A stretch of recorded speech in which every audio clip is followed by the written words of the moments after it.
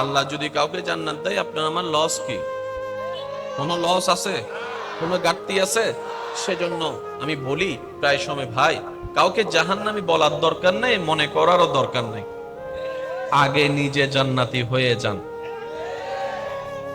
আপনি যেই দিন রবের পক্ষ থেকে সার্টিফিকেট পেয়ে যাবেন তুমি জান্নাতি, সেদিন না হয় ভিন্ন কথা আসবে। আজকের যে ভালো মানুষ মৃত্যুর আগে তার কালিমা নসিব নাও তো হতে পারে। আজকে যাকে আপনি খারাপ মানুষ বলে 2 পয়সার দামও দিচ্ছেন না, তার জীবনের কোনো কাজ হয়তো রবের কাছে এমন পছন্দের হয়ে গিয়েছে, হাসরে আল্লাহ তার মাথায় মুকুটও পরাই দিতে পারে। সবকিছু জানে কে? সেজন্য বিচার করবেন নিজের, অন্যকে করবেন মাফ। সুবহানাল্লাহ জোরে বলি। বিচার করবেন নিজের, অন্যকে করবেন মাফ।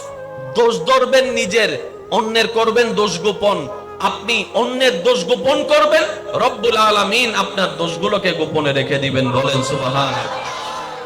যারা যারা লাভ চায় তারা একটু ডান হাত তুলি। আমরা লাভ চাই কি চাই না? আর একটু গর্জন দিয়ে বলতে হবে, চাই কি চাই না?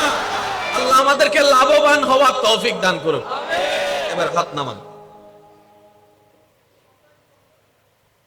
সবার জান্নাতে যাওয়ার একটা স্বপ্ন আছে, আছে না? এক কথায় ধরতে গেলে আমরা লোভী।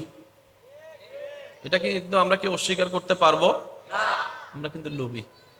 কিন্তু কিছু লোভ সওয়াবের। আপনি যদি নামাজের লোভ করেন, সওয়াব। আপনি যদি কাউকে দান করার জন্য লোভ করেন, সওয়াব। আপনি যদি রোজা রাখার প্রতিযোগিতায় লোভ করেন, সওয়াব। আপনি যদি কোরআন খতমের যে তেলাওয়াতের যে একটা প্রতিযোগিতা করেন, সওয়াব। আপনি যদি মা বাবার সেবার ক্ষেত্রে প্রতিযোগিতা করেন, সওয়াব। আপনি যদি এলাকার মানুষের কল্যাণে চিন্তা করে কিছু কাজ করার লোভ করেন, সওয়াব। কিছু লোভে সওয়াব আছে, কিছু লোভে কবিরা গুনাহ। গুনাহ কোনটা, সওয়াব কোনটা, এতটুকু মাথায় রাখবেন। যদি আমার মা বোন আমার কথা শুনে থাকেন একটু মনোযোগ দিয়ে শুনবেন। জান্নাতে যেতে গেলে গুনার দরকার না সওয়াবের দরকার? সওয়াব কাকে বলে আর গুনাহ কাকে বলে এতটুকু বুঝবেন। রব খুশি হলে যেটা দেয় সেটার নাম সওয়াব, রব নারাজ হলে যেটা দেয় এটার নাম গুনাহ। গুনাহ মানে রবকে নারাজ করা, সওয়াব মানে রবকে খুশি করা। এতটুকু মনে থাকবে ইনশাআল্লাহ। আপনি যখন সওয়াবের কাজ করেন তখন আপনার রব খুশি হয়, সুবহানাল্লাহ বলা যাবে না? আর আমি যখন গুনার কাজ করি তখন রব নারাজ হয়। আর রব যখন নারাজ হয় তখন খুশি হয় কে? এত জানেন তো, একটু সবাই বলে ফেলেন একটু। রব যখন নারাজ হয় খুশি হয় কে? আর রব যখন খুশি হয় নারাজ হয় কে? এই থিওরিটা যদি আমরা বুঝতে পারি, জীবনের অনেক প্রবলেম এখানে সলভ হয়ে যাবে। বান্দা তো রবকে খুশি করা, এটাই তো দায়িত্ব।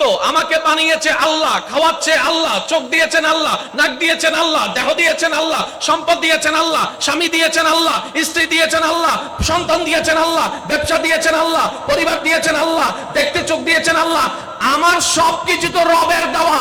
আমি কেন শয়তানকে খুশি করতে যাব? আমি কেন শয়তানকে খুশি করতে যাব?